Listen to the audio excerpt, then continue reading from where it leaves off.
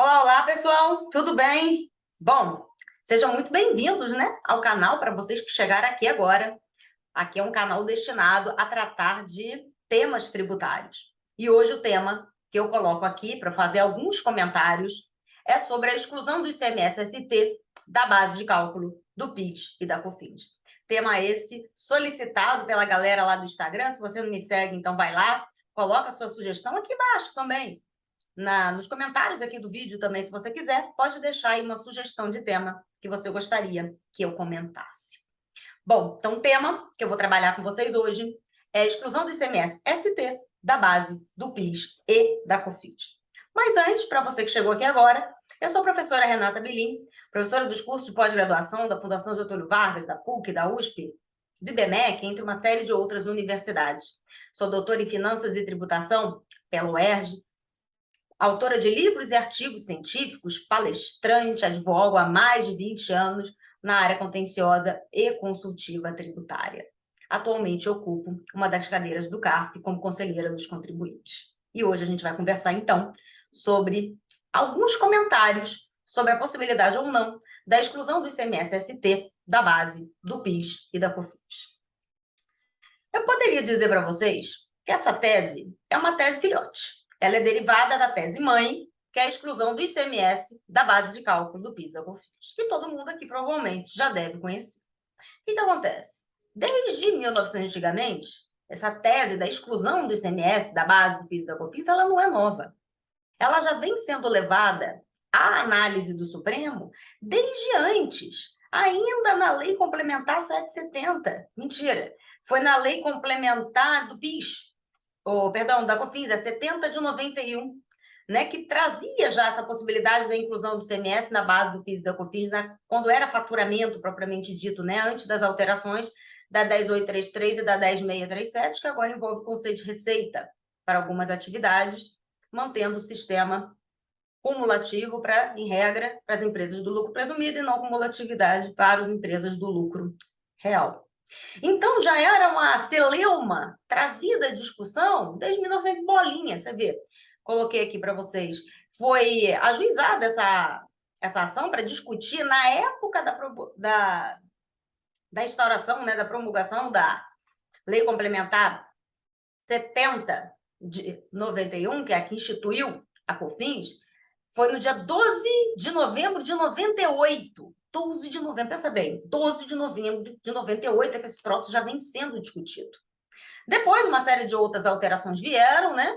Então, passou-se a analisar, em cenário de repercussão geral, o precedente que foi julgado, recente, né? Que trata da exclusão efetiva do ICMS da base do PIS e da COFINS, no julgado 574.706, que foi julgado no dia 15 de março de 2017. Aliás, o marco da modulação de efeitos foi exatamente esse, e foi integralmente julgado, né, com a modulação de efeitos, no dia, no dia 13 de maio de 2021, quando foi avaliada, então, a modulação dos efeitos e o tipo do ICMS que seria possível excluir-se da base de cálculo. Mas fato é que no julgamento lá do dia 15 de março de 2017, ficou claro, no âmbito do STF, que o ICMS ele não compõe a base de cálculo do PIS e da COFINS, por uma simples razão. E aí eu estou falando de faturamento mesmo, não estou nem falando de receita. Porque quando você vê, o ICMS ele é um tributo que ele é indireto, ele compõe preço por natureza, não está na minha autonomia da vontade, comerciante, colocar o ICMS assim. Ele já está ali por disposição legal. Então, quando eu coloco no meu preço, vamos botar lá que você comprou alguma coisa por R$1.000. Na verdade, você pagou os R$1.000. Mas vamos imaginar uma alíquota de 18%. Então, vai estar lá o destaque de 180. Na verdade, eu sou o contribuinte, o vendedor, porque, afinal de contas, a lei determina que o contribuinte do ICMS é o comerciante, é aquele que vende, é aquele que realiza a operação com circulação de mercadoria. Então, eu tenho que pagar. Mas quem vai suportar o ônus desse tributo não sou eu, é você, consumidor final. Por isso que ele embute no preço. Então, aí você está lá pagando R$1.000 no negócio, mas 180 daquilo ali é tributo. Então, 820 é produto, 180 ele é o quê? Tributo. E está ali embutido e quem pagou fui eu, na qualidade de consumidora. Então, quando eu pago dentro do valor total da nota, aquele valor ele não é meu, comerciante. Eu repasso aos cofres públicos aquele valor. Então, se não é uma receita minha, se ela não compõe o preço efetivamente, o valor efetivo daquele meu produto, ela compõe o preço, mas não necessariamente, né, o valor do produto. Se ela não está ali por disposição de vontade, eu não posso, obviamente, tributar aquele valor como se faturamento fosse. Aliás, quem tem esse entendimento de que compõe preço e não deveria excluir da base foi o ministro Dias Toffoli, que é exatamente nessa linha de raciocínio que ele já deu o voto dele, inclusive, quando ele trata da exclusão do ISS da base do PIS e da COFINS, que é uma outra história, mas o cerne é muito parecido com a exclusão do ICM da base do PIS e da COFINS. Porque, na verdade, quando você tem ali a questão do ICMS na base do PIS e da COFINS, por mais que você tenha ali, transfira e eu seja o contribuinte, dentro da nossa sistemática da legislação brasileira, foi assim que foi escolhido. Em outros países, você, consumidor final, é o próprio contribuinte. Tanto que você pega a nota fiscal, você vai comprar efetivamente um produto lá, um tênis. O tênis custa $200. No final da nota vai estar 220. 220, 20 é tributo, 200 é o tênis. O consumidor final, eu que comprei agora 200 mais 20 de tributo, eu sei o quanto eu estou pagando de tributo. Aliás, no Brasil, a gente sabe, por mais que tenha as notas fiscais, por mais que deva se colocar ali, o brasileiro não tem a noção. Ou às vezes nem olha e às vezes nem preenchido é aquele item no cupom fiscal, nas notas fiscais. Não se olha isso, não se tem essa função. A pessoa não tem nem ideia da quantidade de tributo que se paga sobre o consumo no nosso país, que aí é uma outra história que a gente pode conversar sobre isso. Então, quando o ICMS, então, ele é embutido no preço, eu destaco o valor na nota para o fisco saber, obviamente, quanto que eu devo a ele, né? Mas eu repasso aqueles valores do bem ao consumidor final, que no final de contas é aquele que vai, né, suportar, que vai arcar com aquele ônus daquela tributação. Por isso que, inclusive, eu não concordo com isso, mas a jurisprudência assim determina e chama de contribuinte de fato e contribuinte de direito. Contribuinte de fato quem é? É aquele que praticou a regra de incidência, quem realizou a operação por circulação de mercadoria, contribuinte de direito, perdão. E o contribuinte de fato quem é? É aquele que suportou o ônus. Que se no final, se eu suportei o ônus, quem é o contribuinte do troço? Sou eu, não é ele. Faz sentido? Faz. Mas isso pode gerar uma certa confusão na cabeça do incauto, por quê? O contribuinte em matéria tributária é um só. É aquele a quem a lei determina a obrigação de pagar o tributo, que tem vínculo direto com a realização da conduta definida em lei como necessária e suficiente à sua ocorrência. Ou seja, quem é o contribuinte? É aquele que pratica a hipótese de incidência no seu critério material. No caso do ICMS, é aquele que realiza uma operação por circulação de mercadoria. Embora a lei me permita, por ser indireto o tributo, o repasse do ônus da carga ao terceiro, que efetivamente suporta o ônus, e por isso esse cara é chamado de contribuinte de fato. Embora eu prefira chamá-lo de consumidor final que arca com o ônus, porque ele não tem nenhuma relação jurídico-tributária com o fisco. Então, pode ficar esquisito falar contribuinte de fato, embora ele seja, economicamente falando, faz todo sentido da vida. Mas, do ponto de vista jurídico, talvez a palavra possa gerar alguma controvérsia. Então, feitos esses esclarecimentos, os valores apurados, portanto, e lançados na escrita fiscal daquele contribuinte e recolhido, né, aos cofres públicos, assumem, portanto, a nítida característica de receita fictícia. São meros ingressos que transitam nas mãos do contribuinte de fato, está aqui, porque sou eu que pago, passa para o ente competente, passando pelo caixa do contribuinte de direito. Então, às vezes, a gente tem aí essa particularidade, né? A gente traz essa característica das questões. Então, dentro do conceito de faturamento, eu não poderia ter aqueles valores ali, já que eles não seriam efetivamente meus e, portanto, não comporiam efetivamente o valor do produto, nem tampouco o meu faturamento. E, com base nisso, o Supremo Tribunal Federal, ele declara, portanto, a inconstitucionalidade desses artigos de lei que tratam da sua inclusão. Que lindo! O fisco ia perder uma grana, aí ficou aquela história modula ou não modula, e então, em maio de 2021, o Supremo resolveu que tem que modular. E modulou desde a data do julgamento de mérito. 15 de março de 2017, ressalvadas ações que já tinham ajuizadas até aquela data, poderiam repetir o indébito dos 5 anos anteriores ao ajuizamento da ação. E quem não fez nada só teria direito a essa apropriação a partir do dia 15 de março de 2017, quando foi analisado o case. E ficou claro... Engasguei, desculpem. E ficou claro, portanto, qual o ICMS que poderia ser destacado da base. Se é aquele efetivamente pago pelo contribuinte ou se é aquele destacado na nota.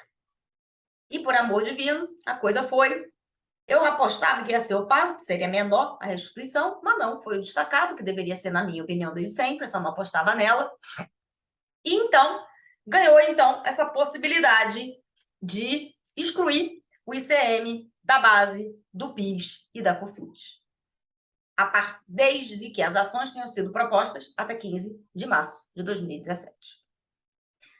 Quem não fez isso, a partir de 15 de março de 2017, é que poderia, então, realizar as compensações e dali para frente deixar de recolher, ou se recolheu, lembra que vem em 2021 a modulação, então quem recolheu nesse meio tempo poderia, e se não recolheu, vai deixar de recolher. Mas não poderia ir além dos 5 anos. Claro que tem uma série de discussões sobre isso, se tiver trânsito julgado no meio do caminho, e um monte de coisa que acontece, que não é o foco do vídeo de hoje. Hoje é entender o porquê que o ICMS não está na base do PIS da COFINS. Bem resumido. Aí, o que acontece? O Estado, ele resolve, lembra que eu estou falando de ICMS, o que ele faz? Ele cria a figura da substituição tributária. Eu vou fazer um vídeo só sobre substituição tributária para vocês. Eu sei que é um tema que muitos não conseguem entender. Ele não é difícil, não. É alguém colocou na tua cabeça que esse troço é difícil e você, às vezes, cria barreira. Não é tão difícil. Ele é mais detalhado. Tem um monte de detalhezinho ali, mas difícil não é. Vou fazer um vídeo e vou ficar devendo para vocês. Mas o fato é que a substituição tributária nada mais é do que uma hipótese de responsabilidade tributária. Quando, então, o fisco ele entende por meio de lei, né? Vem o Estado, por meio de uma lei, ao invés de eu, contribuinte, pagar o tributo, ele determina que um terceiro venha pagar no meu lugar, que é a figura da responsabilidade. Então, se não sou eu que estou pagando, e a figura do responsável tem que ter uma relação direta com a ocorrência do fato gerador, quem vai ser? Se não é quem vende, é quem compra. Não é isso? Ou se não é quem compra, é quem vende. No caso aqui do ICMS, se eu sou o contribuinte, eu posso atribuir essa responsabilidade para quem compra de mim. No caso de uma substituição tributária, o quê? Para frente. Não é isso? E para trás. Então, você tem aquele típico caso do produtor rural que está aqui na cadeia anterior. Que ele vai vender a uva lá para a empresa que faz vinho e que ela precisa. Ela não produz tudo, então ela compra a uva do produtor rural. Então, quando ela compra a uva do produtor rural, o produtor rural vendeu, já incidiu o ICMS. Só que quem vai pagar aquele tributo ali é quem está na cadeia subsequente, quem comprou. Pode acontecer isso, dependendo da lei do seu estado. Então, o cara que compra o industrial, ele paga o ICMS dele quando ele vendeu o vinho e ele vai pagar o ICMS daquele que lhe vendeu a uva. Então, ele está na cadeia o quê? Posterior. Lembre que não é substituição tributária para frente, porque o seu foco é sempre o contribuinte, não é o responsável. Então, por isso, para trás, porque o contribuinte está o quê? Na cadeia anterior. Mas é possível também que a lei atribua essa responsabilidade tributária para aquele que está o quê? Na cadeia anterior. E não na cadeia o quê? Posterior, como era o caso do industrial, que estava pagando o ICMS devido pelo produtor. Então, agora o industrial ele vai pagar o ICMS dele e vai pagar quem estiver na cadeia o quê? Subsequente. Pensa, gente, o que é mais fácil para o fisco? Fiscalizar todas as empresas que vendem cigarro ou os industriais? É óbvio que é melhor fiscalizar meia dúzia do que dezenas, centenas. Então, é possível o Estado, mediante lei, criar a substituição tributária para alguns produtos. Então, ele atribui a responsabilidade pelo pagamento para esse cara que está aqui na cadeia anterior. Então, ele paga o dele e paga antecipado o do comerciante, do atacado, do distribuidor. Conclusão, aí tem a questão da margem de valor agregada, afinal de contas, eu não sei por quanto eu vou vender aquela mercadoria. Essa questão da constitucionalidade, como é que eu estou sendo exigido um fato gerador que ainda nem ocorreu? Mas a gente sabe também, eu vou explicar isso para vocês num outro vídeo, isso é condicional, não tem jeito, tem as suas particularidades diferentes, realmente é uma exceção, uma série de princípios constitucionais tributários. E acreditem, é constitucional, a gente pode entender num outro vídeo por quê, mas agora acredita que é constitucional. Então, esse cara aqui, industrial, por uma questão de responsabilidade tributária, o que vai acontecer? Ele vai pagar o ICMS dele, a lei vai atribuir a responsabilidade pelo pagamento antecipado do ICMS devido pelo comerciante. Quando o comerciante for vender aquele cigarro, aquele veículo, seja lá o que for que ele comprou com a ST, vamos pensar num carro. Ele não vai destacar o ICMS na nota, concorda? Se esse cara aqui, o industrial, ele pagou o meu e pagou o dele, mas ele pagou o dele com dinheiro de quem? O industrial paga 2 ICMS com dinheiro dele? Não, gente. Existe um encontro de contas aqui. O contribuinte da venda do indústria para a concessionária é o industrial. Mas o contribuinte do comércio, para mim, é o comércio. Eu aqui, quando pago no lugar do comércio, eu sou responsável. Eu não sou contribuinte. Eu pago com o dinheiro dele, do comércio. Isso é feito em conto de contas, isso é descontado em nota. Esse cara aqui, ele está pagando. Inclusive, antes de vender. Porque o Estado entendeu que tem que ter aí uma benesse, aliás, é uma absurda substituição tributária, na minha opinião. Você recolhe antecipado antes de vender. Se vende por um valor inferior ou superior, eu parto para ver dinheiro de volta. Veja bem. E o Estado recebeu um dinheiro antes da regra de incidência tributária.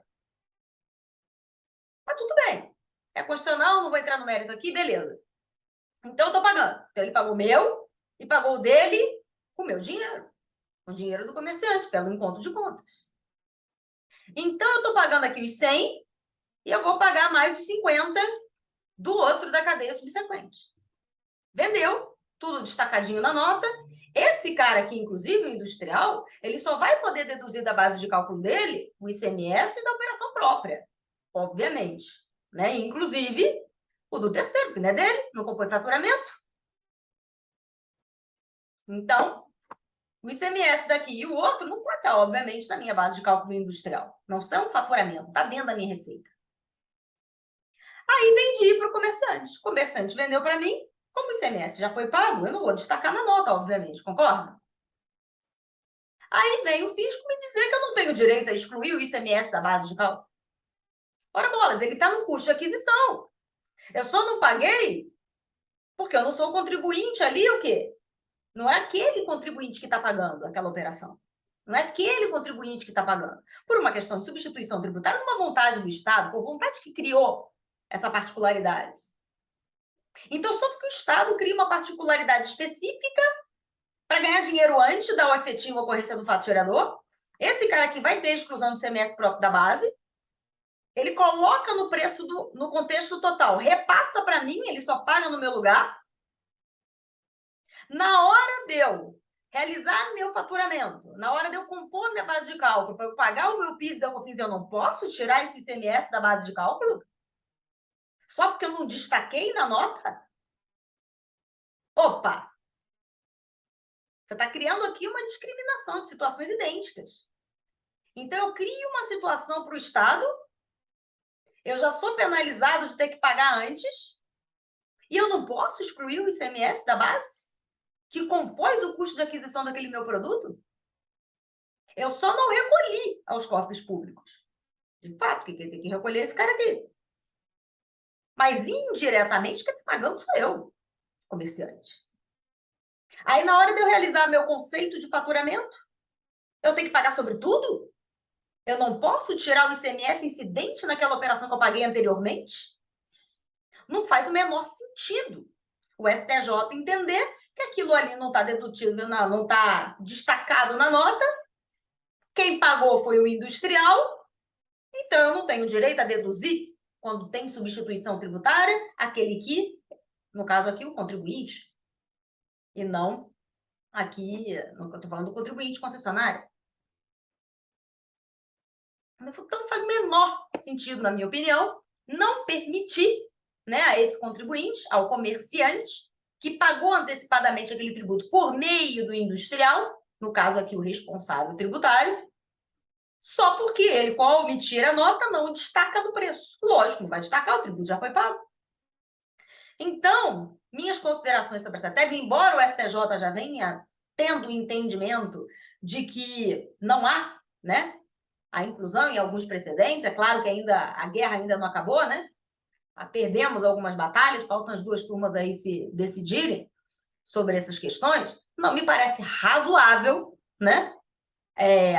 Não se permitir aquele que sofre na cadeia a substituição tributária, aquele que tem o valor antecipadamente recolhido, embora não por ele, porque tem um responsável tributário, não possa, na hora do seu cálculo, na hora da efetivação, avaliar ali a exclusão daquele ICMS, da base, do PIS e da COFINS, só porque não destacou na nota. Porque, afinal de contas, quando ele adquiriu o carro da concessionária, ele suportou antecipadamente o ônus do ICMS que ele deveria pagar quando? Quando vender. Então, se não tivesse substituição tributária, vamos imaginar, acabou, não tem substituição, cada um está pagando o seu. Se cada um paga o seu, todo mundo exclui o ICMS da base do PIS e da COFINS. Agora, quando eu crio uma substituição tributária, eu não tenho. Isso viola a isonomia, pelo amor de Deus. Isso é matéria, sim, constitucional, embora o Supremo disse que não era. A minha opinião é. Talvez, se fizerem um bom recurso extraordinário e chame a atenção para alguns argumentos, o Supremo pode mudar de ideia, como ele já mudou em outras situações, como foi o 13º de férias. Ele disse lá no passado que não ia analisar aquilo que não era matéria constitucional. Depois de um tempo, disse, opa, é sim. Então, embora o Supremo já tenha dito que esse case aí talvez não seja matéria constitucional, me parece que é. E ele pode mudar de ideia. Desde que provocado com argumentos adequados. Então, tem questões sim, nítidas de constitucionalidade, de tratar situações iguais de maneira diferente, só porque eu criei uma responsabilidade por fisco ganhar dinheiro antecipadamente e eu não posso fazer o meu crédito? Tem alguma coisa errada aí. Então, são algumas considerações que eu queria fazer aqui com vocês. Né? A tese me parece bastante atrativa, sim. Temos decisões do STJ que não vem acatando, mas a gente tem a ministra Regina Helena lá, ela já tem outros cases que ela não trata propriamente da matéria, mas ela já entendeu que, de fato, existe um custo de aquisição em outros precedentes específicos sobre outras matérias. Então, na linha, quando chegar na turma dela, analisar algum caso dessa situação, me parece que, muito provavelmente, amém, pode ser que a gente tenha um provimento favorável, provavelmente vai ter um embargo de divergência, e sabe lá Deus o que a primeira sessão vai decidir. Mas fato é que, se você tem cliente nessa situação, eu não deixaria correr solto, não. Eu proporia ação, porque tem chance de ganhar, e você não vai querer ficar de fora de uma eventual modulação de efeitos. São essas as considerações. Um abraço, até o próximo vídeo.